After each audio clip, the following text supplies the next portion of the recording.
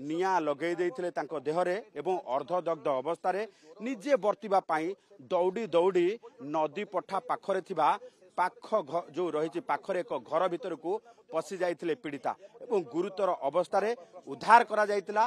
परवर्ती समय स्थानीय हॉस्पिटल को निया जाइतिला, सेठु भुवनेश्वर एम्स को शिफ्ट करा जाइतिला। तेबे एतला केते सत ताकू नहीं पुलिस वर्तमान तर्जमा करुछि, कारण एथिरे कहार इन्वॉल्वमेंट कथा जतले आसुछि कोनोसी दुर्बृत्तंकर संपृक्ति संपर्क रे आसुछि स्थानीय लोके ए पर्यंत भी स्पष्ट भावे पुलिस को किछि भी कहि पारु नाहंती ना कहा के आई विटनेस होछि। ए गोटे घर जोटी पाखरे रहिछि जो केनाल बंधरे प्रथमे ए घर को आसीथिले एवं प्रथमे पीड़िता अर्धदग्ध अवस्था रे दौड़ी दौड़ी ए घर को प्रवेश करथिले।